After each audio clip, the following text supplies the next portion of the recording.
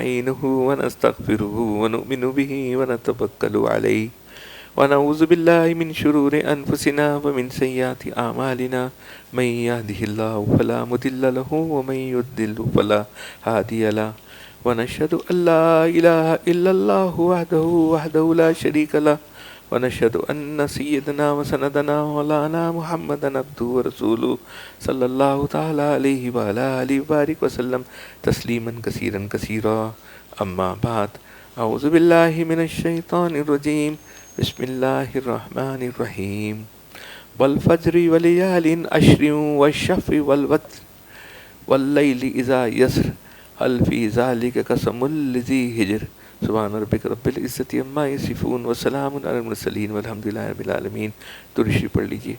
اللہم صلی علی محمد وعلی آل محمد کما صلیت علی ابراہیم وعلی آل ابراہیم انک حمید مجید. اللہم بارک علی محمد وعلی آل محمد کما بارکت علی ابراہیم وعلی آل ابراہیم انک حمید مجید. میرے معزز دوستو، بزرگوں، ہمارے بہنیں، بیٹیاں، خواتین، السلام علیکم ورحمۃ اللہ وبرکاتہ.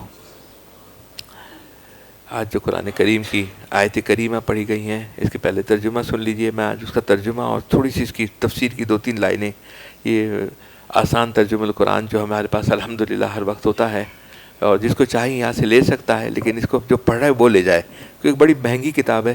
خالی رکھنے کے لیے، کتاب الماری کے اندر سجانے کے لیے نہ ہو. جس کو ضرورت ہو یا کسی کو دینا بھی ہو تو لے جا سکتا ہے، لیکن پڑھنے کا کوئی شوقین ہو. حضرت تقی عثمانی صاحب دامت و برکاتہ کی آسان قرآن ہے، بڑی قیمتی ہے، بڑی آسان ہے، اور اس کو اگر تھوڑے تھوڑے اپنے ریفرنس میں رکھے تو اسی میں سے میں نے صفحہ کاپی کر کے لایا ہوں. والفجر، قسم ہے فجر کے وقت کی.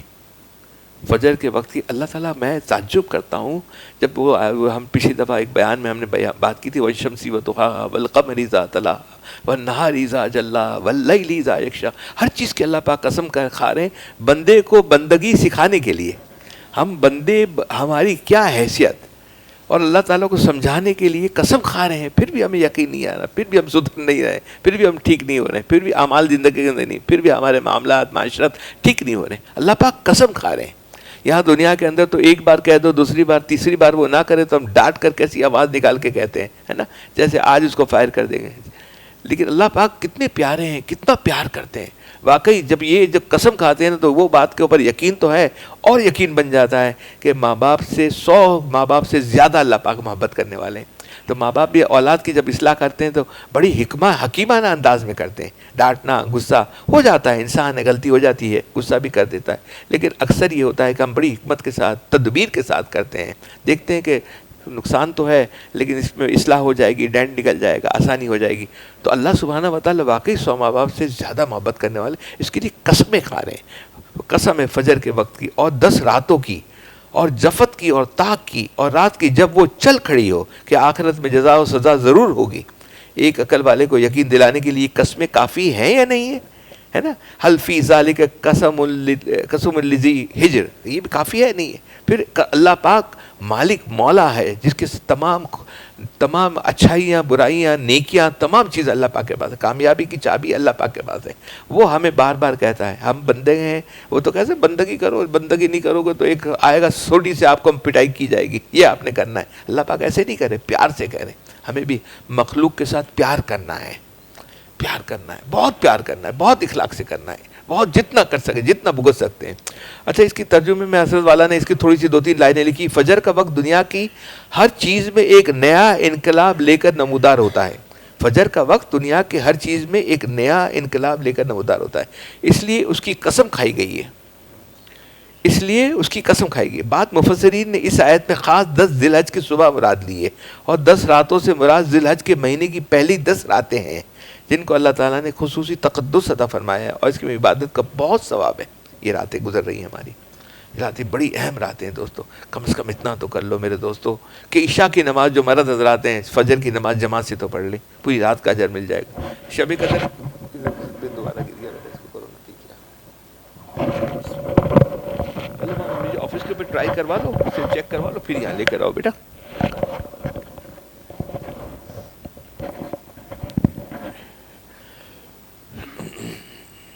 اللہ تعالیٰ قسمیں کھائیں بندگی کے لیے. فجر 10 راتیں، تو یہ راتیں ایسی ہیں کہ کم از کم اتنا کر لو میرے دوستو، عشاء کی نماز جماعت سے پڑھی تکبیر اولیٰ کے ساتھ پہلی صف کے اندر کوشش کریں، اور تمام نماز میں بنانے کی، دھیان بنانے کی کوشش کریں، پوری نماز پڑھیں، اور پڑھنے کے بعد عشاء کی پڑھ لیں گے، آدھی رات کا ثواب، فجر آدھی رات کا ثواب ہے، ٹھیک ہے جلدی عشاء فجر کی نماز ہوتی ہے، فجر کی نماز جلدی ہے، ذرا مشکل تو تھوڑے دن تو مجاہدہ کر لیجئے، تھوڑے دن ہو سکتا ہے اللہ تعالیٰ اس میں پورے سال کی استقامت دے دے، اللہ تعالیٰ سے ہمارا حسن ظن ہے، ہدایت تو اللہ کے ہاتھ میں ہے، ہدایت دینا اللہ کے لیے کوئی مشکل تو نہیں ہے، ہمارے لیے مشکل ہے، اللہ کے لیے مشکل تو نہیں ہے۔ خاص 10 ذی الحج کی صبح مراد لی، اور 10 راتوں کو مراد ذی الحج کے مہینے کی پہلی 10 راتیں ہیں جن کو اللہ تعالیٰ نے خصوصی تقدس عطا فرمایا ہے، اور اس میں عبادت کا بہت ثواب ہے۔ جفر سے مراد 10 ذی الحج کا دن، اور طاق سے مراد عرفے کا دن ہے جو 9 ذی الحج کو آتا ہے۔ ان ایام کی قسم کھانے سے اہمیت اور فضیلت معلوم ہوتی ہے۔ 9 ذی الحج کا روزہ ہم آگے بات کرتے ہیں، حضرت والا کے میں ملفوظات کی آگے بات کرتا ہوں۔ اچھا، ایک کمال کی بات اس میں مجھے نظر آئی، میں اس کے لیے میں نے پھر تھوڑی سی تحقیق بھی کی، ایک جگہ سے مجھے ایک بات ملی، میں آپ کو سناتا ہوں، پہلی دفعہ یہ سناؤں گا میں، کہ ہماری دونوں عیدیں ہوتی ہیں نا، دونوں عیدیں قربانی سے شروع ہوتی ہیں۔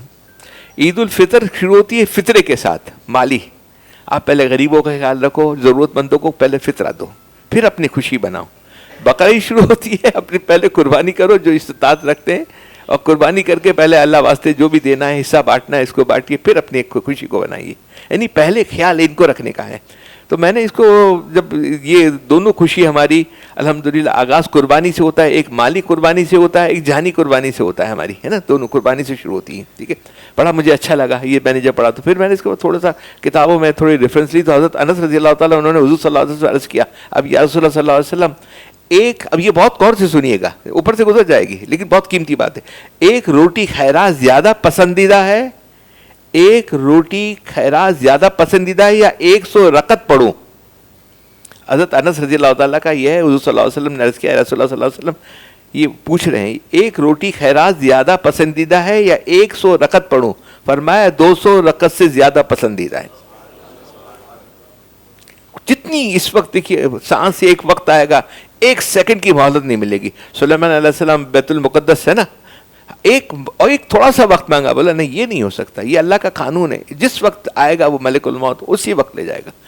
اب دیکھیں نا، اور جس کی جہاں موت ہے وہیں ہونی ہے، جس کی جس جگہ جہاں وہانی ہوئی، چاہے پانی کے 40-20 ہزار یا 10,000 فٹ اندر میں جانی ہے، اگر کسی سے اس کو کہا جاتا، یہ داؤد فیملی کا جو حادثہ ہوا، اگر کہا جاتا کہ پانی میں پیسے دے کر گئے، پیسے دے کر وہ موت کی جگہ پہنچ کر روح قبض وہاں کروانی تھی، تو اسی جگہ ہونی ہے، اس میں ہمارا کوئی دخل نہیں ہے۔ ہمارا اختیاری کیا ہے کہ اعمال کر لیں، جتنے اعمال ہو سکتے ہیں کر لیں، اور اس کے اندر چیریٹی جو ہے نا، یہ والی خیری تو کہنا ہم نے پڑھا ہے نا، the concept of giving is the concept of taking، جو آپ دے رہے ہیں وہ دراصل لے رہے ہیں، جو دے رہے ہیں وہ آپ لے رہے ہیں، اپنے دینے میں کوئی اس کے اندر جہاں جتنا ہو سکے، جس سے ہو سکے۔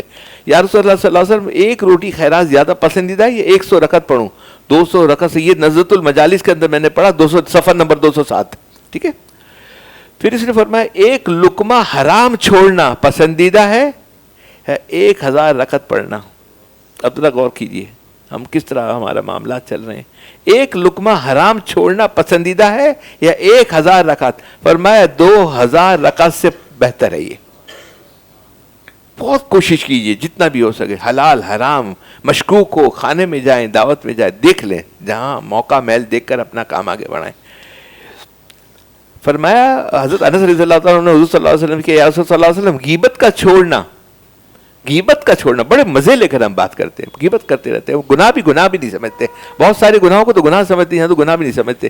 غیبت کا گناہ چھوڑنا 2000 رکعت پڑھوں، چھوڑنا پسندیدہ ہے، 2000 رکعت پڑھنا پسندیدہ ہے؟ فرمایا نہیں، 10,000 رکعت سے زیادہ پسندیدہ ہے غیبت کو چھوڑنا۔ جب غیبت کی بات ہے خاموش ہو جائیں، نکل جائیں، اس کو چھوڑ دیں، اپنی اصلاح کریں، اپنی بار بار اصلاح کریں۔ کسی کی کیا، ہمیں کیا کرنا ہے یہ تجسس کر کے کسی میں اندر جانے کے بعد۔ اس کے بعد کافی انہوں نے بہت ساری چیزیں لکھی ہیں، انشاءاللہ آج کا موضوع نہیں ہے لیکن انشاءاللہ پھر کبھی ہم اس کے اوپر ڈسکس کریں گے، بات کریں گے۔ تو یہ 10 راتوں کی قسم کھائی جا رہی ہے کیونکہ ذی الحج کا مہینہ شروع ہو چکا ہے اور عشرہ ذی الحج کا آغاز ہے، اس لیے خیال ہوا۔ اور پارہ یہ جو سورۃ فجر کی ابتدا آئی تھی، والفجر واللیل عشر، اس میں اللہ تبارک و تعالیٰ نے 10 راتوں کی قسم کھائی ہے۔ اللہ تعالیٰ کو اس بات کا یقین دلانے کے لیے قسم کھانے کی ضرورت نہیں، لیکن کسی چیز پر اللہ تعالیٰ قسم کھانا اس چیز کی عزت و حرمت پر دلالت کرتا ہے. اور تو اللہ تعالیٰ نے اس سورۃ فجر میں جن راتوں کی قسم کھائی ہے، اس کے بارے میں مفسرین بڑی جماعت نے یہ کہا ہے کہ اس سے مراد ذی الحجہ کی ابتدائی 10 راتیں ہیں. اس سے ان 10 راتوں کی عزت، عظمت، حرمت کی نشاندہی ہوتی. اب بخاری شریف کی حدیث سن لیجیے. اور خود نبی صلی اللہ علیہ وسلم نے ارشاد فرمایا، واضح طور پہ ان 10 ایام کی اہمیت فضیلت بیان فرمائی. یہاں تک کہ فرمایا اللہ تعالیٰ عبادت کے اعمال کسی دوسرے دن میں اتنے محبوب نہیں ہیں جتنی 10 دنوں میں محبوب ہیں، خواہ عبادت نفلی نماز ہو، ذکر ہو، تسبیح ہو، یا صدقہ ہو، خیرات ہو. صحیح بخاری میں ایک حدیث میں یہ بھی فرمایا کہ اگر کوئی شخص ان ایام میں ایک دن روزہ رکھے تو ایک روزے کا ثواب کے اعتبار سے 1 سال کے روزوں کے برابر ہے. یعنی یہ والے 9 روزے میں نے آپ کو پہلے بھی بتایا، میں نے سعودی کے اندر یہ دیکھا، یعنی عام آدمی کو بھی دیکھا اور بڑی رچ فیملی کو بھی دیکھا. ہمارے دوست غامدی فیملی تھے، انہوں نے ہمیں وہاں سعودی کے اندر سکھایا تھا. وہ کہتے یا حج کرو یا 9 روزے رکھو. 9 روزے سعودی کے اندر اتنی گرمی ہے، نہیں رکھ سکتے. بولے کیوں نہیں رکھ سکتے؟ یہ تو ہمت کرنے کی بات ہے، ارادے کرنے کی بات ہے. میں نے ان کو دیکھا، ان کے یہاں یہ 9 روزوں کا بہت زیادہ رواج تھا. 9 روزے تو چلو 6 روزے تو گزر گئے، اب باقی ہے 9واں روزہ ہے، اور ایک دن پہلے رکھ لیجیے، 8واں 8 9 2 رکھ لیجیے، 7 8 9 رکھ لیجیے، تو ایک روزہ 1 سال کے برابر اجر ہے. ٹھیک ہے، ایک دن کا روزہ رکھے تو ایک روزہ کا ثواب کے اعتبار سے 1 سال کے روزوں کے برابر ہے. یعنی ایک روزے کا ثواب بڑھا کر 1 سال کے روزوں کے ثواب کے برابر کر دیا جاتا ہے. اور فرمایا 10 راتوں میں 1 رات عبادت، اب سنیے ذرا غور سے، ہم بہت ضائع کر رہے ہیں. اور فرمایا 10 راتوں میں 1 رات کی عبادت لیلۃ القدر کی عبادت کے برابر ہے. لیلۃ القدر تو ہماری چوائس نہیں تھی نا، 21 کو آ جائے، ہم نے کام میں لگ گئے، 23 کو آ گئی، 23 میں دھیان نہیں ہوا، 25 کو آ گئی، 27 کو آ گئی. یہاں تو لیلۃ القدر کی عبادت کے برابر ہے. اگر ہم نے اس رات کو ذرا سا تھوڑا سا کوشش کر لیں، تہجد پڑھ لیں، فجر کی جماعت سے پڑھ لیں. صلاۃ التسبیح کے بارے میں آج ہم انشاءاللہ، اس میں بھی میں نے الحمدللہ ایک نئی ریسرچ کر کے ایک چیز لایا ہوں، میں آپ کو سناؤں گا انشاءاللہ.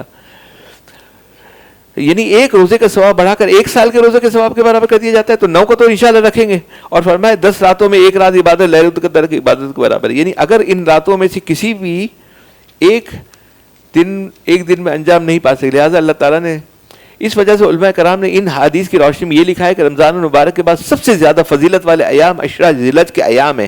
ان عبادتوں کا ثواب بڑھ جاتا ہے. اللہ تعالیٰ نے ان ایام میں اپنی خصوصی رحمتیں نازل فرمائی ہیں. لیکن کچھ اور اعمال خاص طور پہ ان ایام میں مقرر کر دیے گئے، ان کا بیان جیسے اس کے بعد اعمال ہے کہ اپنی مشاہبت اختیار کیجیے ان دنوں کے اندر. یعنی اپنی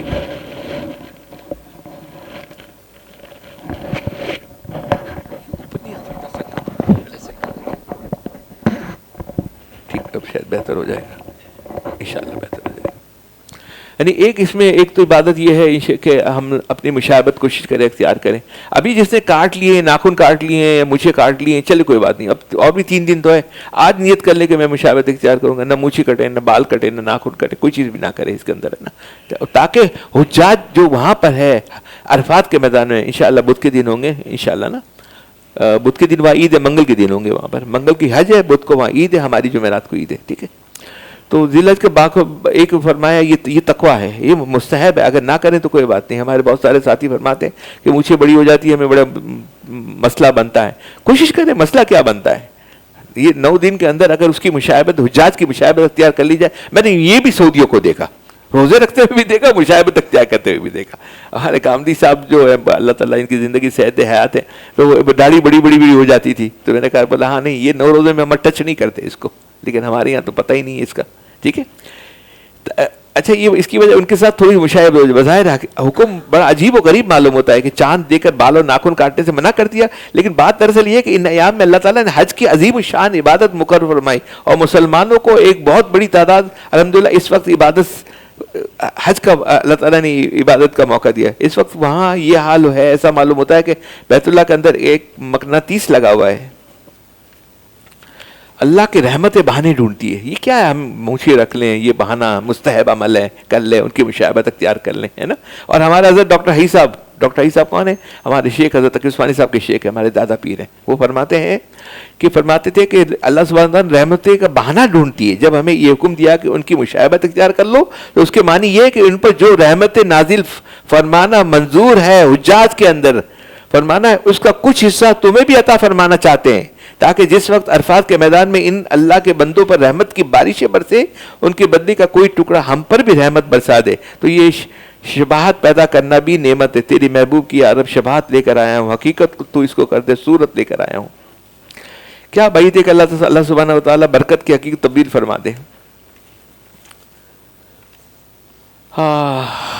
تھوڑا دھیان, تھوڑی توجہ کی ضرورت ہے. ہمارے حضرت والا رحمۃ اللہ کا مذاق یہ تھا کہ فرماتے تھے کیا ایسا اللہ سبحانہ و تعالیٰ محروم فرما دیں گے کہ ایک شخص کے پاس جانے کے لیے پیسے نہیں ہیں, کیا اس واسطے اس کو عرفات کی رحمتوں سے محروم فرما دیں گے کہ اس کی حالت نہ جانے کی اجازت نہیں دیتی, اس کی گنجائش نہیں ہے, استطاعت نہیں ہے, وہ کیسے محروم ہوگا؟ اللہ تعالیٰ نے اس کے لیے بھی ایک نسخہ دے دیا اور اس واسطے وہ نہیں جا سکا. ایسا نہیں ہے, بلکہ اللہ سبحانہ و تعالیٰ نے ہمیں آپ کو بھی اس رحمت میں شامل فرمانا چاہتے ہیں. البتہ تھوڑی سی توجہ اور دھیان کی بات ہے, بس تھوڑی سی فکر توجہ کر لو کہ تھوڑی سی شباہت اختیار کر لو, شباہت نقل کر لو. دیکھو نا موسیٰ علیہ السلام کے جو جادوگر تھے انہوں نے شباہت ہی اختیار کی نا, شباہت اختیار کی, جادوگر کا وہ پہن لیا تھے, انہوں نے نیت نہیں تھی, انہوں نے تو ایسی خالی نقل کی تھی, اللہ نے اس کو بھی ہدایت دے دی. یہ نقل میں بھی اللہ ہدایت دیتے ہیں, نقل بھی کرنی چاہیے. تھوڑی سی شباہت اختیار کر لو, اپنی صورت تھوڑی سی ایسی جیسی بنا رہا, حضور صلی اللہ علیہ وسلم کی طرح شکل بنا لو, بادشاہ اپنی داڑھی کو بڑھا لو, مچھی کٹوا دیں, مچھی کٹوا لو, پورے سال کے لیے ٹکنے کو مستقل کھول دو. کیا مسئلہ ہے اس کے اندر؟ کوئی مسئلہ ہے کوئی چیز؟ میں نے تو یہ دیکھا ہے کہ الحمدللہ لک الحمد شکر. میں جب بہت سفر کرتا تھا تو اسی طرح سفید کپڑے ویسٹ کوٹ پہن لیتا تھا اوپر, مجھے تو زیادہ اکرام, زیادہ عزت کرتے تھے. یہودی وہاں ہوتے تھے نیو یارک کے اندر, میں دیکھتا تھا تو وہ لوگوں کو 10 منٹ ٹائم دیتے تھے, مجھے آدھا گھنٹہ ٹائم دیتے تھے. حالانکہ ان کے شیف کے سیکرٹری کہتا تھا ان کے پاس ٹائم نہیں ہے. ہمیں اللہ, دیکھیے عزت دینے والے اللہ کی ذات ہے. جب آپ مشاہبت ان کی اختیار کریں گے, اللہ کے لیے کریں گے, تو اللہ تعالیٰ خود بخود معاملات بنا دیتے ہیں. تو کوشش تو کریں. یوم عرفہ کا روزہ, دوسری چیز یہ کہ ان ایام میں اتنی فضیلت ہے. فرمایا اس روزے کے بارے میں نبی صلی اللہ علیہ وسلم ارشاد فرمایا عرفہ کے دن کا جو شخص روزہ رکھے تو مجھے اللہ سبحانہ و تعالیٰ کی ذات سے یہ امید ہے کہ اس کے 1 سال کے پہلے اور 1 سال کے بعد کے گناہوں کا کفارہ ادا ہو جائے گا. ہماری جمعرات کو عید ہے, بدھ کو عرفہ کا روزہ ہے. میں چاہتا ہوں ہماری بہنیں, بیٹیاں, خواتین, ہمارے مرد حضرات جو رکھ سکتے ہیں, کوئی مجبوری نہیں ہے, تو 100% روزہ. اس میں یہ روزہ تو آگے پیچھے نہیں ہونا چاہیے. 9 کا جو روزہ ہے نا اس کے اندر, ٹھیک ہے, کوشش کریں ہو جائے. اور اگر 8 کا 9 کا رکھ لیں تو اور اچھا ہے, 1 اور دن آپ کو مل جائے گا. 1 سال وہ مل جائے گا, 2 سال یہ 3 سال کا اجر مل جائے گا. اللہ سبحانہ و تعالیٰ نے جب ہدایت دی ہے, ہدایت دی ہے, دینا ہے, کچھ دینا چاہتے ہیں تو یہ ہدایت دی ہے نا. تکبیر و تشریق, ان ایام میں تیسرا عمل تکبیر تشریق, جو عرفہ کے دن نماز فجر سے شروع ہو کر 13 تاریخ کی عصر تک جاری رہتا ہے. اور تکبیر ہر فرض نماز کے بعد 1 مرتبہ پڑھنا واجب ہے. وہ تکبیر یہ اللہ اکبر لا الہ الا اللہ اللہ اکبر وللہ الحمد, یہ بآواز پڑھنا واجب ہے. اور کب سے شروع ہوگا؟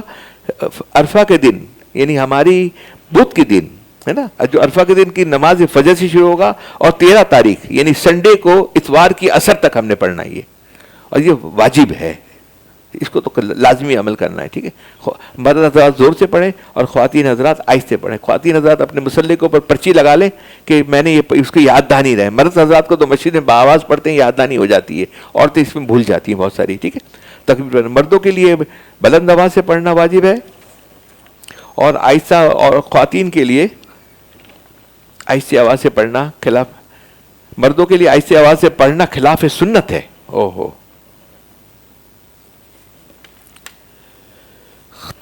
تکبیر و تشریق خواتین پر بھی واجب ہے. خواتین اس نے ایسا نہیں نہ پڑھی, یہ تکبیر تشریق خواتین کے لیے بھی عام طور پہ بڑی کوتاہی ہوتی ہے, اور خواتین کو یہ تکبیر پڑھنا یاد نہیں رہتا. مرد حضرات تو چونکہ مسجد میں نے آپ کو بات کر دی پڑھ لیتے ہیں, لیکن عورتوں کو بھی اس کو پڑھنا یاد دلا دیں, اپنی بچیوں کو, بہوؤں کو بتا دیں کہ اپنی کہیں نشانی لگ لے, مسلح کے اوپر اگر چٹ لگی ہوئی ہوگی تو یاد دے گا کہ میں نے یہ تکبیر پڑھنی ہے. قربانی الحمدللہ اللہ سبحانہ و تعالیٰ نے جس کو استطاعت دی قربانی کرنی, قربانی کا ایک بہت بڑا چیپٹر ہے اس کے اندر. 3 کا حکم اتباع کا ہے.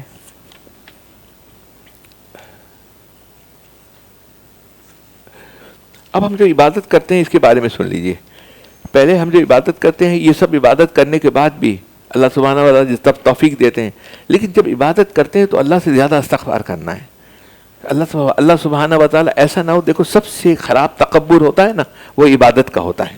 عبادت کرنے کے بعد میں عبادت کرتا ہوں, میں تہجد پڑھتا ہوں, میں یہ کرتا ہوں, اگر اس کا آ جائے, لیکن اس کی توڑ یہ ہے کہ جتنا عبادت زیادہ کریں اتنا استغفار زیادہ کریں، اللہ سے روئے، اللہ سے مانگے، اللہ قبول کر لیجیے. اللہ نے توفیق دی نا، ہم نے تو نہیں کیا، ہم تو باخطا تھے، باتا ہو گئے. اور اپنی عبادت کو کیسے سمجھنا چاہیے، وہ ایک مولانا رومی نے فرمایا، ایک دیہاتی کا قصہ فرمایا تھا نا، کہ پہلے بغداد کے اندر ایک بادشاہ تھا. تو بادشاہ کے پہلے یہ سسٹم تھا کہ جب بادشاہ تو سال میں ایک دفعہ یا کبھی کبھی کبھار ان کا ذہن ہوتا تھا تو لوگوں کو اپنے ملنے کے لیے بلاتے. تو لوگ آتے وہاں پر، آنے کے بعد کچھ نہ کچھ تحفہ لے کر آتے. تو بادشاہ سلامت کیا کرتا، میں اس کو انہوں نے یہ حضرت اور حضرت تقی عثمانی صاحب کے ملفوظات سے میں آپ کو سنا رہا ہوں، یہ بات انہوں نے یہ لکھی ہے اس کے اندر، اور مولانا رومی کا واقعہ ہے. تو کیا کرتے تھے بادشاہ، اس کے اوپر ہاتھ رکھتے تھے، واپس کر دیتے تھے کہ میں نے ہاتھ رکھا مطلب یہ قبول کر لیا. قربانی آپ نے کی، خون کا قطرہ نیچے گرا، اس سے پہلے اللہ نے قبول کر لیا. اب قربانی بھی آپ کی، گوشت بھی آپ کا، سب چیز آپ کی ہو گئی. یہاں پر بادشاہ سلامت کیا کرتے تھے کہ وہ بغداد کے اندر تھا، تو ایک اعلان ہوا کہ بھائی ٹھیک ہے آپ یہاں پر آ جائیں. تو سب لوگ نکلنے لگے. قریب میں گاؤں تھا، وہاں پر ایک میاں بیوی رہتے تھے. انہوں نے کہا کہ بادشاہ نے اعلان کیا، کیا کرنا چاہیے؟ تو بیوی نے کہا کہ دیکھو وہاں تو سب چیز ہوگی، پانی اتنا اچھا جو ہمارے یہاں کنویں کا پانی ملتا ہے اتنا اچھا پانی نہیں ہوگا. تم ایسا کرو ایک مٹکا پانی کا لے جاؤ، ایسا صاف شفاف پانی، میٹھا ہے. وہ انہوں نے اپنے جو بھی جیسے اس وقت کی سواری تھی، گدھا تھا یا خچر تھا، جو بھی تھا، اس کے اوپر لے کے چلے بادشاہ کے پاس. ایک بڑا سا مٹکے کے اندر وہ پانی لے کے چلے، اوپر کپڑا ڈھانک دیا. جب بادشاہ کے پاس پہنچے تو سب اپنا ہدیہ پیش کر رہے ہیں. جب انہوں نے ہدیہ پیش کیا تو بادشاہ نے یہ کیا چیز ہے بولا. انہوں نے کہا کہ میں بادشاہ سلامت میں آپ کے لیے پانی لایا ہوں، ہمارے یہاں کا پانی میٹھا ہے، بہت اچھا ہے. بادشاہ نے کہا کہ اس مٹکے کا ڈھکن کھولو. جب اس نے دیہاتی نے ڈھکن کھولا تو پورے کمرے میں بدبو پھیل گئی. اس لیے اس بندے نے اس کو بند کیے ہوئے کئی دن گزر گئے تھے اور اس کے اوپر مٹی کی تہ جمی ہوئی تھی. بادشاہ نے یہ سوچا کہ یہ بیچارہ ایک دیہاتی آدمی ہے اور اپنی سوچ اپنی سمجھ کے مطابق ہدیہ پیش کر کے اپنی محبت اور عقیدت کا اظہار کر رہا ہے، اس لیے اس کا دل نہیں توڑنا چاہیے. چنانچہ اس گھڑے کو بند کرا دیا اور اس دیہاتی سے کہا کہ تم ماشاءاللہ بہت اچھا تحفہ لائے ہو، واقعی ایسا پانی مجھے کہاں میسر آ سکتا ہے. اس پانی کی بڑی تعریف کی اور پھر حکم جاری کر دیا کہ اس کے عوض اس کو ایک گھڑا اشرفیوں کا بھر کر دے دو. چنانچہ دیہاتی بہت خوش ہوا، اس کو تحفہ بادشاہ کے دربار سے قبول ہو گیا ہے، اپنا ہدیہ قبول ہو گیا اور اشرفیوں کا بھرا ہوا ایک گھڑا مل گیا. جب وہ دیہاتی واپس جانے لگا تو بادشاہ نے ایک نوکر سے کہا کہ اس کو دریائے دجلہ، اب پہلے تو دجلی اب تو بہت پولیوٹیڈ ہو گئی ہے، بہت پاپ 30-40 سال پہلے کی پرانی بات بھی چھوڑ دیجیے، تو یہ تو بہت پرانی بات ہے. بادشاہ نے اپنے ایک نوکر سے کہا کہ اس کو دریائے دجلہ کے کنارے سے واپس لے جانا. اب وہ دیہاتی بڑا خوش واپس چلا جا رہا ہے، بادشاہ کو نوکر کے ساتھ تھا. جب دریائے دجلہ کے راستے میں آیا اس دیہاتی نے دجلہ کو دیکھ کر نوکر سے پوچھا یہ کیا ہے؟ نوکر نے کہا یہ دریا ہے، اس کا پانی پی کر دیکھو. اب جب اس دیہاتی نے دجلہ کا پانی پیا تو دیکھا کہ وہ انتہائی صاف اور شفاف اور میٹھا پانی ہے. اب اس دیہاتی کو خیال آیا کہ یا اللہ میں بادشاہ کے لیے کس قسم کا پانی لے گیا تھا، اس محل کے اندر تو کتنے صاف شفاف اور اعلیٰ درجے کے پانی بہ رہا ہے. ہمارا بھی عبادت جب ہم کریں، مولانا رومی آگے فرماتے ہیں کہ ہم اللہ تعالیٰ کے حضور جو عبادتیں کرتے ہیں اس کو وہ پانی کی گھڑی کی طرح ہیں جس میں گندا پانی بھرا ہوا ہے، گرد و غبار مٹی ہے، آسان ہے. اور اس کا تقاضا یہ ہے کہ عبادتیں ہماری منہ پر مار دی جائے. ہماری عبادت ایسی ہے، ہمارے کہاں کیا دھیان ہوتا ہے، ہمارا حساب کبھی کبھی تو پورا کیلکولیشن وہاں جا کر نمازوں میں کر لیتے. نماز پڑھی ہم نے پتہ ہی نہیں چلتا، کبھی 3 پڑھ لی کبھی 4 پڑھ لی. نماز بنانے کی کوشش ہم کریں، کوشش کر سکتے ہیں، ہمارا کام ہے صرف کوشش کرنا. لیکن ہم اپنی عبادت کے اوپر ہم شرمندہ ہوں، کیونکہ نماز کے بعد کیا حکم ہے؟ استغفر اللہ استغفر اللہ استغفر اللہ. کیوں وہ کہے کہ ہم اللہ حق ادا نہ کر سکے نماز کا؟ تیری جب نماز کا حق نہ ادا کر سکے اس کے لیے استغفار کرتے نا. تو مولانا فرماتے عبادت ہمارے منہ پر مار دی جائے، لیکن یہ اللہ تعالیٰ کا کرم ہے کہ وہ بجائے لوٹانے کے اس کو قبول فرما لیتے ہیں اور اس پر زیادہ اجر و ثواب عطا فرماتے ہیں اور یہ سوچتے کہ یہ میرا بندہ ہے جو اس سے زیادہ تصور بھی نہیں کر سکتا اور اس سے زیادہ بہتر عبادت انجام نہیں دے سکتا، کیونکہ اخلاص کے ساتھ لایا ہے.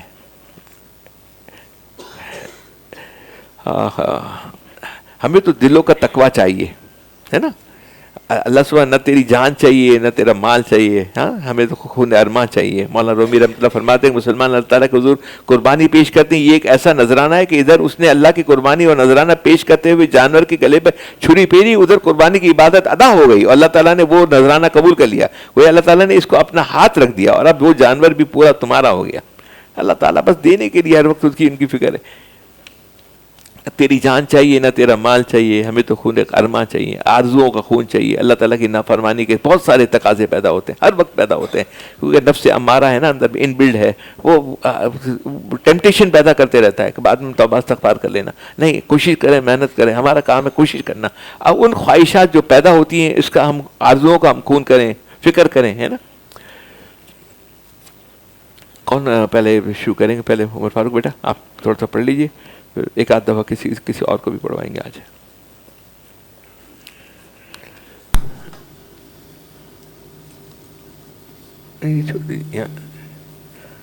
ہاں ایک بات اور بھی کرنی ہے.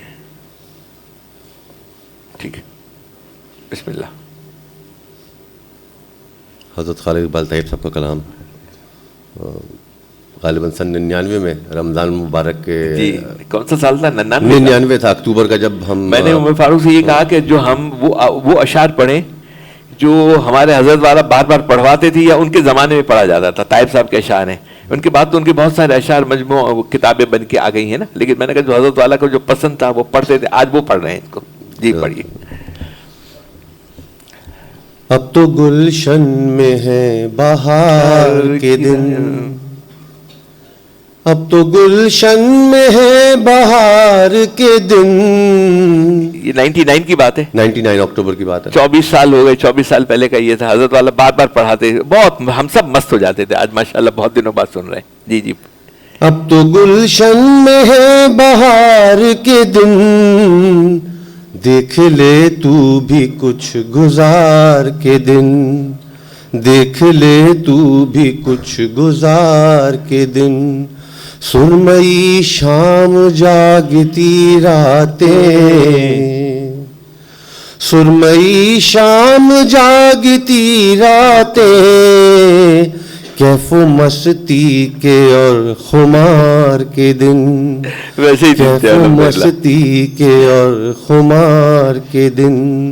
جانے کب شیخ کی نظر ہو جائے, جانے کب شیخ کی نظر ہو جائے, جانے کب شیخ کی نظر ہو جائے, کب پلٹ جائیں گنہگار کے دن, کب پلٹ جائیں گنہگار کے دن.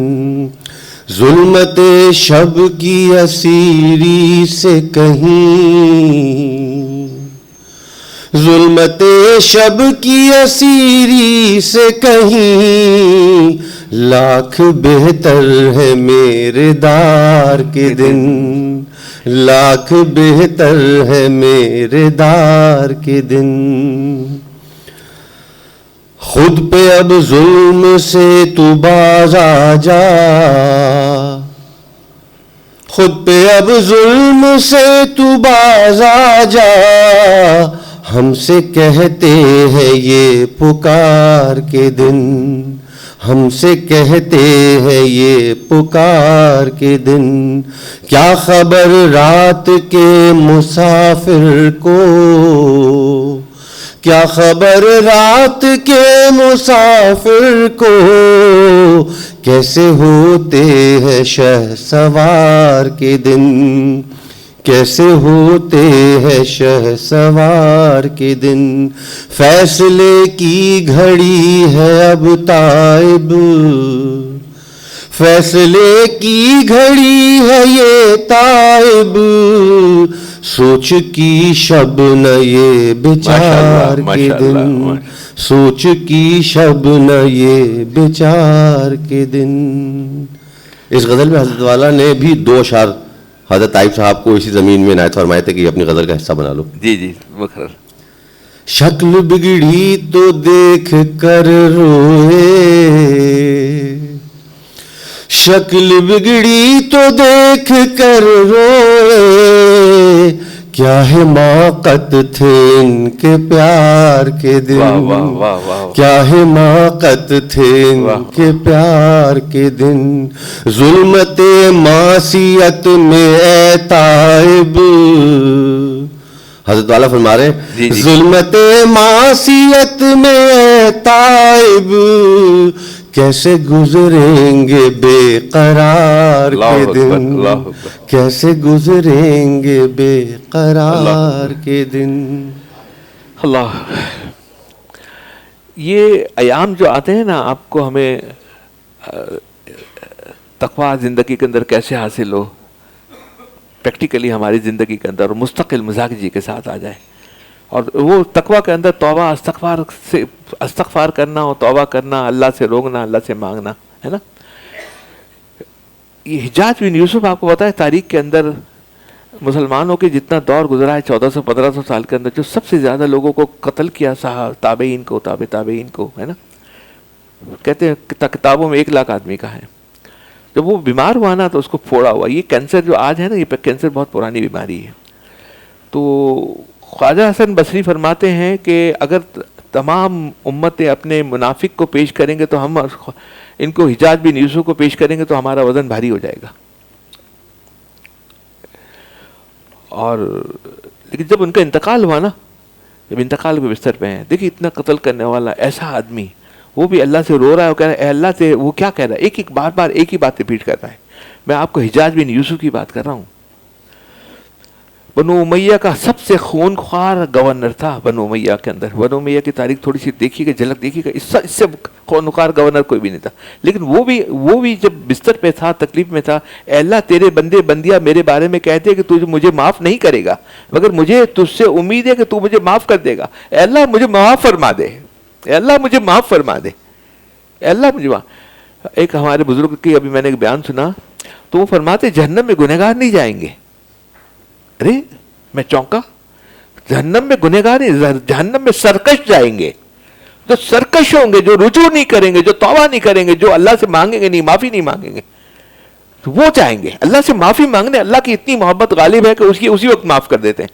جب ان کو عمر عبد العزیز کا دور تھا, پتہ چلا کہ حجاج بن یوسف, تو وہ رش کرنے لگے شاید اللہ تعالیٰ ان کو معاف کر دے, اللہ تعالیٰ ان کو معاف کر دے. وہاں عربوں کی جو مانگنے کی عادت ہے, میں نے ان کی سٹائل دیکھی, پڑھے لکھوں کو بھی دیکھا, بدو کو بھی دیکھا. زندگی کا بہت عرصہ اور بہت وقت وہاں ان کے ساتھ, سعودی کے ساتھ, عربوں کے ساتھ آنا جانا رہا, گزارنے کا وقت ہوا. تو میں نے پہلے بھی سنائی دعا, ان کا طریقہ دعا کا سن لیجیے. یہ بالکل بدو ہو نا, بالکل بدو. ان کی بھی رجوع اللہ ایسی ہوتی ہے, ایسی بات ہوتی ہے. ہماری مارکیٹ کے اندر, ہم جہاں زدہ کے اندر کاروبار کرتے تھے, ایک بہت بڑا تاجر تھا, ابو بکر باگیش نام تھا. تو بڑی اس کی بہت بڑی تجارت تھی. تو اکثر جب کام نہیں ہوتا, فارغ ہوتا, تو وہ قرآن شریف کھول کے بیٹھ جاتا. اور جو کھانے بیٹھتے تو ان کی عادت ہے, آپ کو پتا ہے, جب بیٹھتے تو وہی ہم مالی اس کو ہم گزرتے تو آپ کو بھی بولتے, لڑکے کو بھیجتے, ان کو بلا کے لاؤ, ہمارے ساتھ کھانا کھا لو. مارکیٹ کے اندر سب سے بڑے تاجر تھے. تو میں نے ان سے پوچھا کہ آپ آج کل ذرا کاروبار ٹھنڈا ہے, مندہ ہے, کم و بیش اللہ معاف کرے, ایسی ملتی جلتی بات تھی, بہت پرانی بات ہو گئی. تو کیا آپ کو لگتا ہے؟ بولے میں بہت خوش ہوتا ہوں. میں نے کیوں؟ بولے جب نہیں آتے نا لوگ, میں فارغ ہوتے تو میری تلاوت کو زیادہ مجھے وقت مل جاتا ہے. تلاوت کے زیادہ وقت قرآن شریف ایسے ہی ساتھ میں رکھا ہوا تھا, جیسے ہوا انہوں نے فوراً پڑھنا شروع کر دیا. اور ہم کہتے تھے مندہ ہے, یعنی مندہ کہنا یعنی کام نہیں ہے, کام بہت اچھا نہیں ہے, یہ ناشکری نہیں ہے. اللہ تعالیٰ نے پورے سال آپ کو میٹھا میٹھا کھلایا ہے, اگر ایک دن کڑوا کھلایا تو آپ نے شکایت شروع کر دی. اب ایک عرب کا سن لیجیے, ایک عرب دیہاتی روزہ رسول صلی اللہ علیہ وسلم پر حاضر ہو کر رب سے دعا کرتا ہے.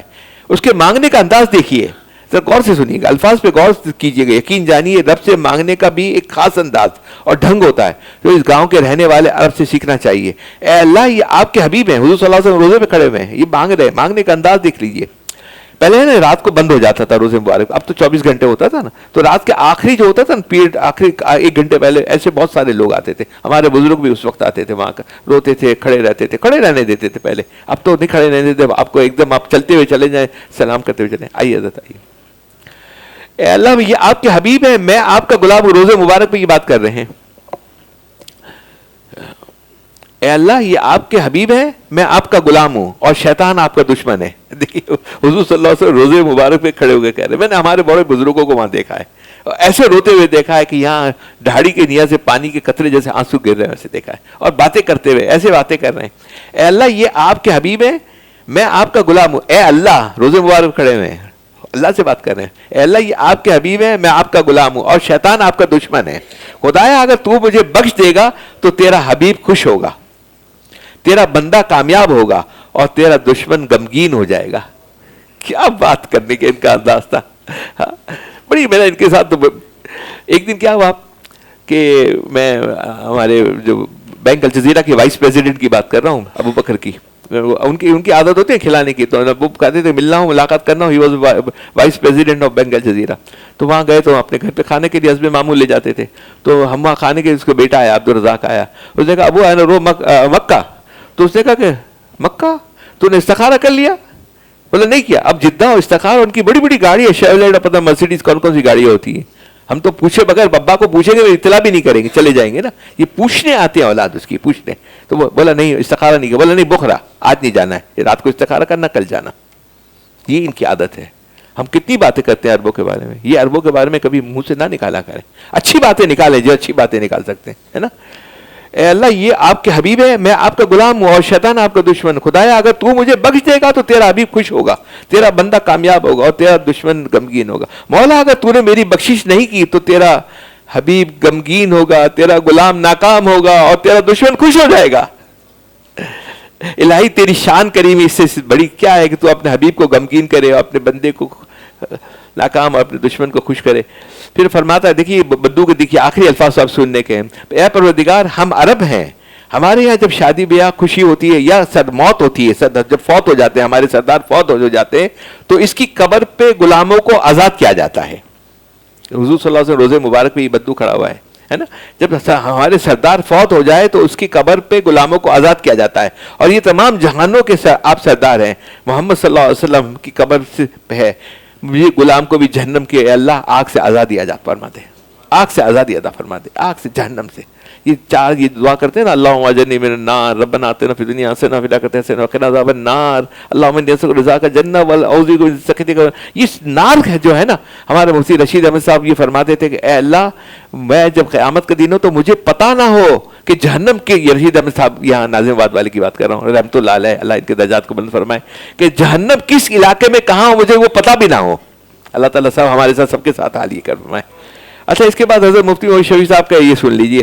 میں نے 2 شخص کو دیکھا ہے, اس میں سے ایک شخص کا میں سنا دیتا ہوں. مفتی محمد شفیع صاحب کون ہے؟ حضرت تقی عثمانی صاحب کے والد, میرے شیخ حضرت تقی عثمانی صاحب دامت و برکاتہ کے والد محترم. ٹھیک ہے, میں نے اپنے والد ماجد, حضرت فرماتے ہیں, میں نے اپنے والد ماجد مفتی محمد شفیع صاحب قدس سر کو دیکھا کہ ان کا تقیہ کلام تھا لا الہ الا اللہ.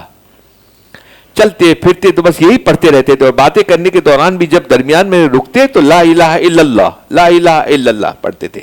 زبان میں سے جو کلمہ نکل رہا ہے اس کو بے حقیقت نہیں سمجھنا چاہیے. یہ زبان دل کو درست کرنے کی پہلی سیڑھی ہے. اگر زبان سے کثرت سے اس کا ذکر ہوتا رہے تو اللہ تعالیٰ رفتہ رفتہ اس کا رنگ دل کی طرف بھی منتقل فرما دیتے ہیں, جس کی جو ذکر ہے.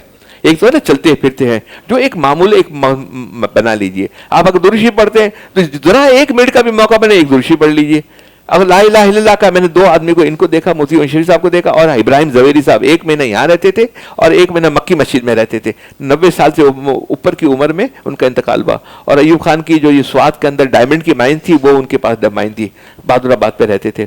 تو ان کا تھا کہ جب وہ اسٹک ان کے پاس واکنگ اسٹک ہوتی تھی, ایک قدم آگے بڑھتے لا الہ الا اللہ, لا الہ الا اللہ. اگر لا الہ الا اللہ آپ کا ہے تو, لیکن جو آپ اپنے لیے کلام پسند کر لیں وہ اس میں عزم بن جائے گا.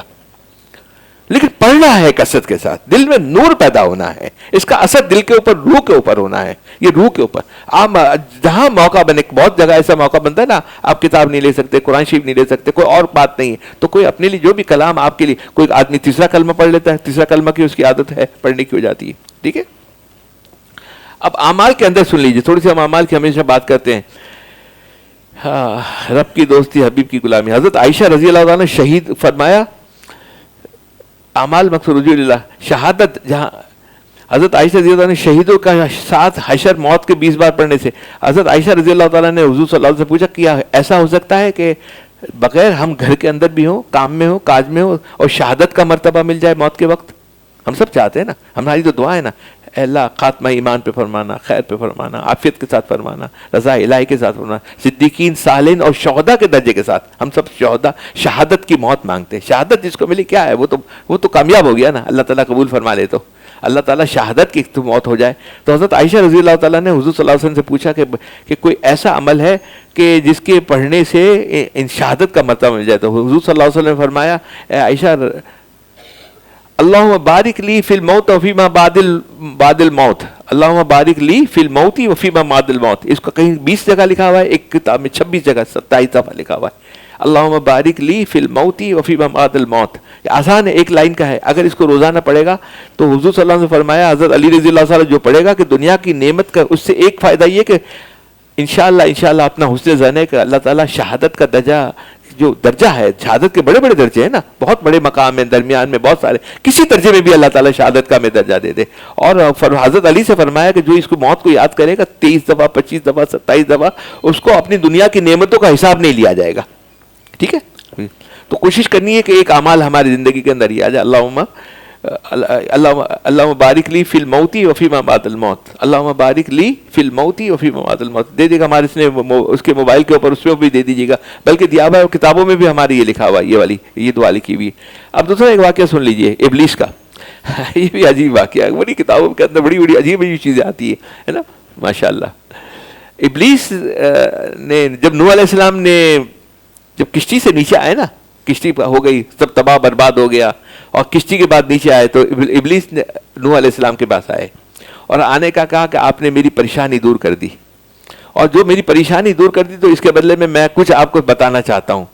آپ نے میرے ساتھ نیکی کی، میں آپ کے ساتھ نیکی کرنا چاہتا ہوں.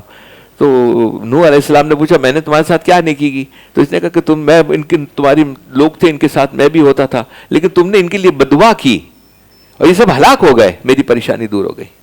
اب میں تمہیں 3 نصیحتیں کرتا ہوں. ابلیس نوح علیہ السلام سے فرما رہا ہے، یہ میں نے بڑی کتاب کے اندر میں نے پڑھا ہے، اس میں سے میں نے نقل کر کے لے آیا ہوں. اس نے فرمایا دیکھ، احسان کا بدلہ بخل پر دعا. احسان جو آدمی کرے نا، اس کے اوپر احسان کا بدلہ احسان سے کرنا چاہیے. قابل نے حابل سے بخل کیا. قابل نے اپنی بہن کی، وہاں ان کے اس وقت یہ تھا نا آدم علیہ السلام کے بعد 2 بھائی بیٹی پیدا ہوتے تھے، تو ایک بیٹی ایک عورت ہوتی تھی دوسرے بھائی کے ساتھ، ایک بھائی دوسری بھائی کر لیتے تھے. تو قابل کی کیونکہ بہن بہت زیادہ خوبصورت تھی، اس نے حابل سے دینے کے لیے اس کو منع کر دیا، اس میں بخل کیا. اس نے بخل کے لیے ہمیشہ جو بخل ہوتا ہے اس کے ساتھ اللہ کا فضل نہیں ہوتا. جو سخی ہوتا ہے اس کے ساتھ اللہ ہوتا ہے، اور جو بخل ہوتا ہے اس کے ساتھ شیطان ہوتا ہے. تو کوشش کریں، الفاظ کا صدقہ کر دیجئے، کسی کو راستے کا کر دیجئے، کسی کو کوئی اچھی بات کر کے کر دیجئے، دعاؤں میں کر دیجئے، پوری امت کے لیے دعاؤں کے لیے یہ صدقہ کیجئے اس کے اندر. دوسرا فرمایا دیکھیے کہ حسد مت کرنا. اپنے لوگوں سے کہنا حسد نہ کرے. جو حسد سے جو نقصان ہے اس سے بڑا نقصان نہیں ہے. میں نے آدم پہ نقصان کیا، میں مردود ہو گیا علیہ الصلوۃ والسلام، مجھے مردود کر دیا گیا. حسد نہ کرنا. حسد کس کو کہتے ہیں؟ کہ دوسرے کی خوشی میں خوش نہ ہونا. اب کوئی بھی کسی طرح بھی ہو، کیسا بھی ہو، اس کی اچھی بات ہے الحمدللہ، خوش ہونا ہے.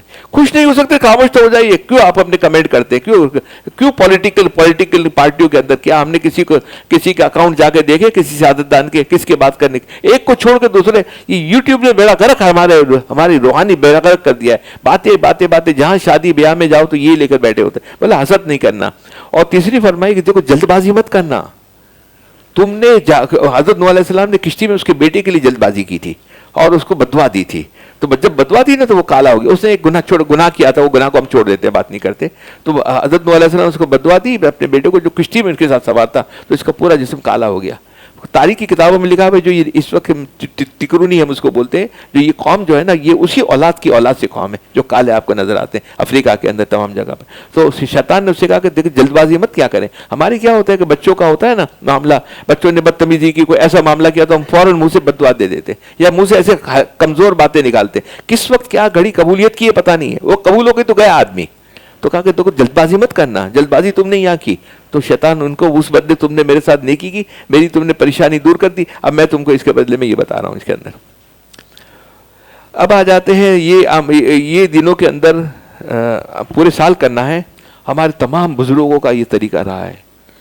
اب یہ بزرگوں کا یہ معمول جس کو کہتے ہیں تسبیح نماز، 4 رکعت ہم پڑھتے ہیں جس کے اندر تیسرا کلمہ سبحان اللہ والحمدللہ ولا الہ الا اللہ واللہ اکبر ولا حول ولا قوت الا باللہ العظیم پڑھتے ہیں نا 310، پہلی دفعہ 15 پھر 10. اس کا طریقہ کتابوں میں لکھا ہوا ہے، دیکھ لیجئے گا. میں اس کے بارے میں کہوں گا. تو اس کے بارے میں کیا فرماتے ہیں اللہ کے حبیب؟ یہ ایسا تحفہ ہے. اللہ کے حبیب تحفہ کہتے ہیں، میں آپ کو تحفہ دے رہا ہوں. یہ تحفہ اگر ہمیں اللہ کے حبیب دے رہے ہیں اور ہمیں قبول، ہم اس کو بھی اہمیت نہیں دیتے تو پھر ہماری کوئی پریورٹی نہیں ہے. فرماتے ہیں ہمارے بزرگ سے متفق ہماری تمام کتابوں میں لکھا ہوا ہے، کچھ لوگوں نے اختلاف کیا ہے، لیکن ہمیں اختلاف فضائل کی طرف جانا ہے، فضائل کی طرف بات کرنا ہے. تو ہر جمعے کو ایک مرتبہ پڑھ لیا کرو، وہ بھی نہ ہو سکے تو مہینے میں ایک دفعہ پڑھ لیا کرو، وہ بھی نہ ہو سکے تو ہر سال میں ایک دفعہ پڑھ لیا کرو، وہ بھی نہ ہو سکے زندگی میں ایک دفعہ پڑھ لو. اب ایک صاحب یہ تھی کہ حضور صلی اللہ علیہ وسلم نے کن صحابہ سے فرمایا، اس کی اہمیت ہے. ایک صحابی کہتے ہیں کہ مجھے حضور صلی اللہ علیہ وسلم نے فرمایا کل صبح کو آنا، میں تم کو ایک بخشش کروں گا، ایک چیز دوں گا، ایک عطیہ کروں گا. وہ صحابی کہتے ہیں میں الفاظ سے یہ سمجھا کہ مجھے مال عطا فرمائیں گے. میں حاضر ہوا. فرمایا جب دوپہر کو فرمایا کہ اگر تم ساری دنیا کے لوگوں سے زیادہ گنہگار ہوں گے تو تمہارے گناہ معاف ہو جائیں گے. میں نے عرض کیا اگر اس وقت میں کسی وجہ سے نہ پڑھ سکوں تو ارشاد فرمایا جس وقت ہو سکے اس کو پڑھ لیجیے. لیکن ہمارے بزرگوں کا یہ بھی تھا، بہت مشکل ٹارگیٹ ہے کہ وہ تہجد کے وقت بھی پڑھتے تھے، صلاۃ تسبیح تہجد کے وقت پڑھتے تھے. ہمارے اب تو انتقال کر گئے، بہت بزرگ تھے، میں نے ان کو دیکھا تھا، ان کے معمول یہ تھا. پھر حضور صلی اللہ علیہ وسلم نے اپنے چاچا زاد بھائی حضرت جعفر کو حبشہ بھیج دیا. اب یہ دوسری بات سنیے حضور صلی اللہ علیہ وسلم کی، بھیج دیا تھا. جب وہ وہاں سے واپس مدینہ طیبہ پہنچے تو حضور صلی اللہ علیہ وسلم کو گلے لگایا اور پیشانی پہ بوسہ دیا. پھر فرمایا کہ میں تجھے ایک چیز دوں، ایک خوشخبری سناؤں. یہ حضور صلی اللہ علیہ وسلم فرمان ہے، اور یہ ایک ان کو فرمانا ایسے پوری امت کے لیے ہمارے لیے ہے. اللہ تعالیٰ ہمیں قدر کرنے کی توفیق دے، ہمیں اعمال کرنے کی توفیق دے. کب تک یہ بزنس کرتے رہو گے، کب تک یہ دنیا داری کی سوشلائزنگ کرتے رہو گے، کب تک ہم دعوتوں میں جاتے رہیں گے؟ کیا ہمارے پاس وقت ہے؟ کل ہوگا نہیں ہوگا پتہ نہیں. کوئی اپنے لیے اس کے لیے بھی تو اپنی ذات کے لیے بھی تو وقت نکالیں. کیا اپنے دادا پردادا کی قبر پہ کوئی جاتا ہے؟ کسی کو کوئی وقت ملا؟ اب یہ آپ یہ سوچئے کہ داؤد فیملی کا جو یہ حادثہ ہوا اس کے بعد تو ہماری یہ آنکھیں کھلتی پھر بھی نہیں ہے کہ کیا دنیا کی چیز نہیں تھی، کیا ہر چیز تھی نا. کب موت آنی ہے، جہاں آنی ہے، جس جگہ آنی ہے اس وقت آنی ہے. ایک منٹ ہمیں مہلت نہیں ملنی. اپنے لیے نکالیے یار یہ اعمال کرنے کے لیے. حضور صلی اللہ علیہ وسلم نے اپنے چچا زاد بھائی حضرت جعفر کو، ہماری بہنیں بیٹیاں مجھے پتا ہے خواتین میں یہ تسبیح نماز کا رواج ہے، بہت سارا پڑھتی ہیں، لیکن مردوں میں نہیں ہے. مردوں کے پاس ٹائم نہیں کہتے ہیں مردوں کے پاس، ٹھیک ہے. اپنے چچا زاد بھائی حضرت جعفر سے بڑا ان کا تعلق تھا. حبشہ بھیج دیا. جب وہ وہاں سے واپس مدینہ طیبہ آئے تو حضور صلی اللہ علیہ وسلم نے ان کو گلے لگایا اور پیشانی پہ بوسہ دیا. پھر فرمایا میں تجھے ایک چیز دوں گا، ایک خوشخبری دوں گا، ایک بخشش دوں گا، ایک تحفہ دوں. انہوں نے عرض کیا یا رسول اللہ صلی اللہ علیہ وسلم. حضور نے فرمایا 4 رکعت نماز پڑھ، اس طریقے سے بتائی جو اوپر گزرا ہے. اس حدیث میں ان 4 کلموں کے ساتھ لا حول ولا قوت الا باللہ العظیم بھی آیا.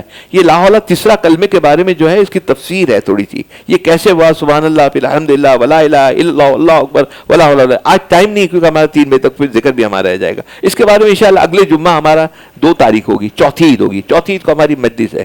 3 دن بہت آرام کر لیا ہوگا، خود بھی آؤ اور لوگوں کو لے کر بھی آؤ. اپنے لوگوں کو تاکید بھی کرو، جم کر آئیں، جم کر ہم انشاءاللہ کریں گے. ٹائم ہمارے 2 سے 3 ہوگا. ہماری بہنیں بیٹے خواتین بھی آنے کی کوشش کریں. پھر انہوں نے یہاں تک پھر آئیے، پھر حضور صلی اللہ علیہ وسلم نے اس کو اہمیت کے لیے اہمیت ہو جائے نا، ہم اس کی قدر کرنے والے بنے. حضرت عباس رضی اللہ تعالیٰ فرماتے ہیں، حضرت عباس کہ مجھے حضور صلی اللہ علیہ وسلم نے فرمایا کہ میں تمہیں بخشش کروں، ایک عطیہ دوں، ایک چیز عطا کروں. وہ کہتے ہیں کہ میں یہ سمجھا کوئی دنیا کی ایسی چیز دینے کا ارادہ کسی کو نہیں دی ہے، اس وجہ سے اس قسم کے الفاظ بخشش عطا وغیرہ بار بار فرمایا. تو جب فرمایا کہ اس میں یہ فرمایا کہ جب اتحاد کے لیے بیٹھو تو پہلے ان تسبیحات کو پڑھ لیا کرو. ان کو حضرت عباس سے یعنی انہوں نے حضور صلی اللہ علیہ وسلم نے ایک نہیں کئی جگہوں پہ یہ تاکید فرمائی. اور عبداللہ بن مبارک رحمۃ اللہ علیہ کا تو یہ بڑا لمبا ہے، اگر میں پڑھوں گا تو دیر ہو جائے گی. اس کی ہمارے تمام یہ بزرگوں کا یہ معمول تھا، میں نے یہ دیکھا ہمارے، اور میں نے وہاں سعودی میں بھی دیکھا کہ یہ تسبیح نماز ہمارے زیادہ پاکستانیوں کے ساتھ تعلق وہاں ہوتا تھا تو ان کو بھی دیکھا یہ آ کر حرم شریف میں بھی آتے تھے تو بھی تسبیح نماز پڑھتے تھے. 20 منٹ 25 منٹ 30 منٹ لگیں گی. اس میں 4 رکعت کے اندر 8 سجدے ہوتے ہیں. میں تھوڑی سی یہ کہوں گا کہ تھوڑا سا اس میں ایڈ یہ کر لیں، تسبیح نماز کا طریقہ تو سیکھ لیں. جب 10 دفعہ آپ نے سبحان اللہ والحمد للہ ولا الہ الا اللہ سجدے میں پڑھا، آپ نے سبحان ربی الاعلیٰ پڑھ لیا، تو جو قرآنی اور حدیث کی دعائیں نا وہ بھی آپ اپنا ایسا بنا لیجئے کہ 8 رکعت کے اندر وہ تمام دعائیں وہ سجدے میں بھی ہو جائیں. 5 سے 10 منٹ کا فرق پڑے گا آپ کو. یہ 25 منٹ میں ہو جائے گی، وہ 30 منٹ میں ہو جائے گی، یہ 20 منٹ ہو جائے گی، وہ 30 منٹ میں ہو جائے گی. تو تمام دعائیں وہ سجدے کے اندر ہو جائے گی. ٹھیک ہے، چلیے اس کے تیسرے کلمے کے بارے میں انشاءاللہ ہم پھر بات کریں گے. اب کون بیٹا ایک تھوڑا سا، ہاں کون آپ پڑھنا چاہ رہے ہیں دوبارہ؟ میرے پھر امان وغیرہ رہ جائیں گے نا. آپ پڑھ کیا ہے آج کیا لائے ہو؟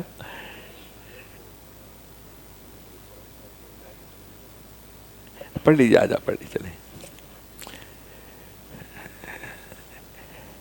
ایک دفعہ ایک مرتبہ مولانا شاہ ابرار صاحب، یہ وہاں سعودی کا واقعہ سن لیجیے، یہ پڑھ رہے ہیں جب تک.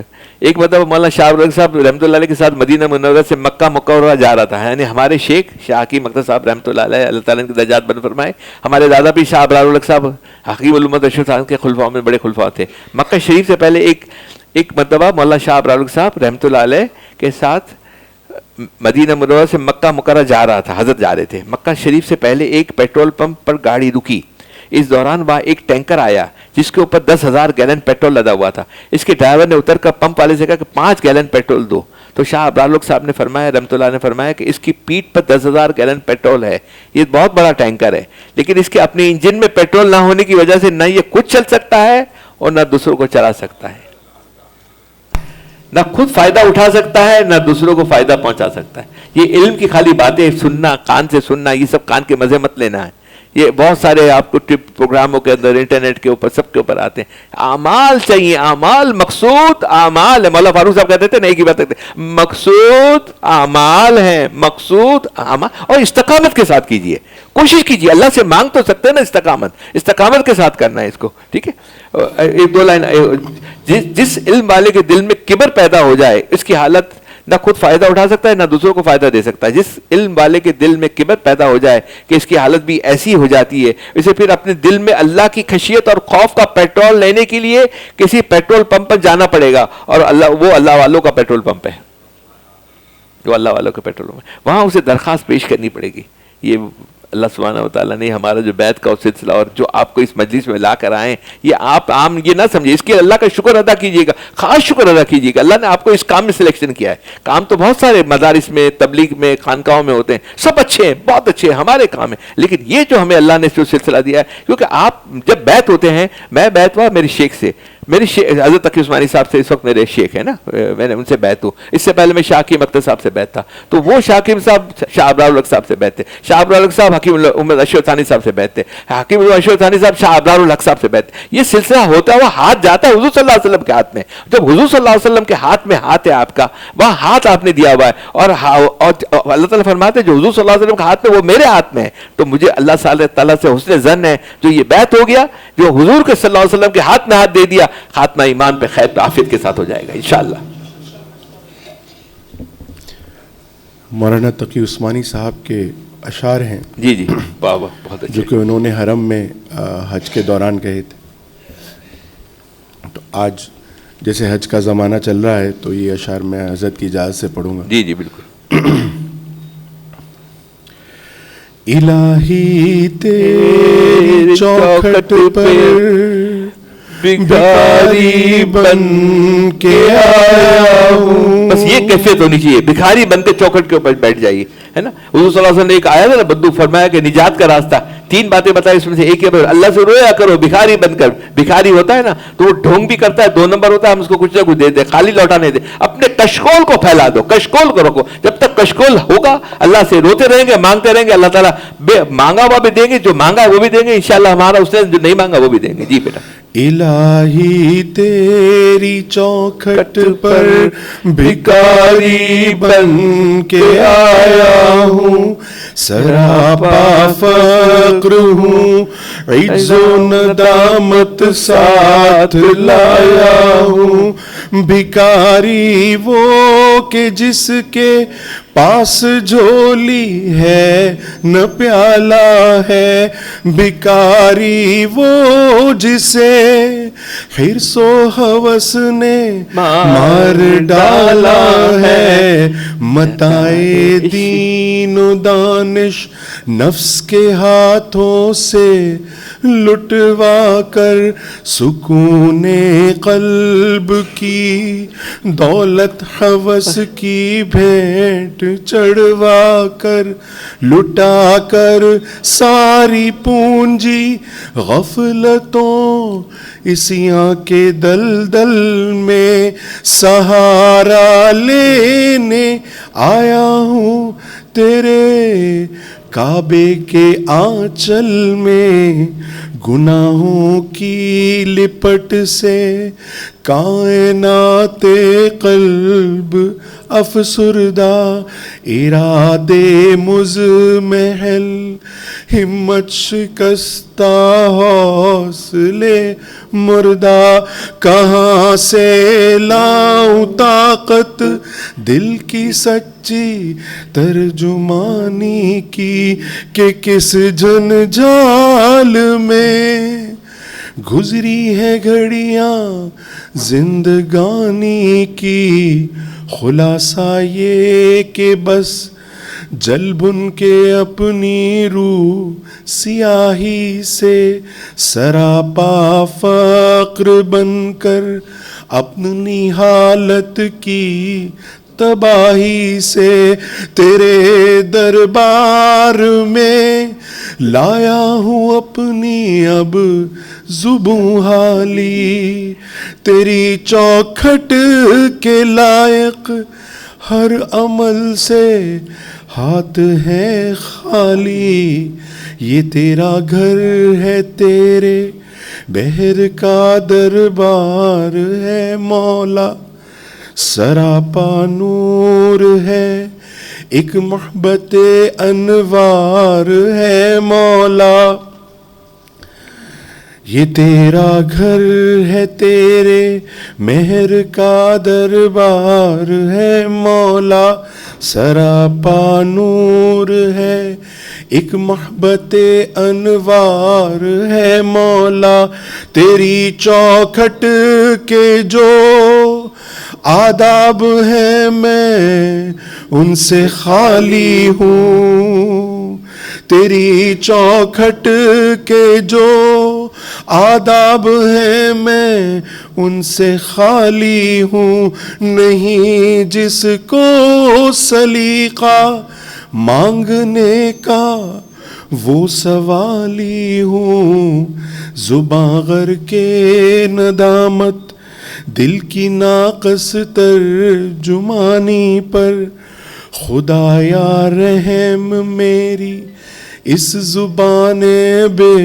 زبانی پر، یہ آنکھیں خشک ہیں یا رب انہیں رونا نہیں آتا، یہ آنکھیں خشک ہیں یا رب انہیں رونا نہیں آتا، سلگتے داغ ہیں دل میں جنہیں دھونا نہیں آتا، الہی تیری چوکھٹ پر بھکاری بن کے آیا ہوں۔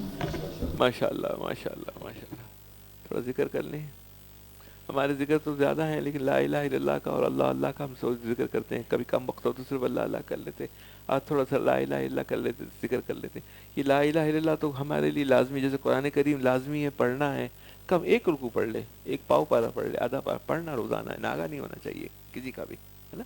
اسی طرح لا الہ الا اللہ 100 دفعہ پڑھنا ہے، 100 سے کم نہیں، 100 سے زیادہ جس کی اللہ نے جتنی طاقت دی ہے، جو 100 دفعہ پڑھے گا فرماتے ہیں کہ اس کو حشر کے اس کے چاند کی طرح چہرہ اس کا چمک رہا ہوگا، جو 100 دفعہ یا اس سے زیادہ دفعہ پڑھے گا تو جب چمکنا ہے چہرہ تو وہ اعمال ایسے اللہ تعالیٰ توفیق عطا فرمائے، موت سے پہلے دے دیں گے کہ چمکنے والے اعمال کی توفیق عطا فرماتے ہیں۔ اس کو ہمارے حضرت والے فرماتے تھے اعمال دوستہ ہم ہو جائیں گے، اللہ کے دوست ہیں، ولایت والے ہیں، وہ اعمال وہ زندگی کے اندر آ جائیں گے۔ لا الہ الا اللہ پڑھنا ہے، ٹھیک ہے۔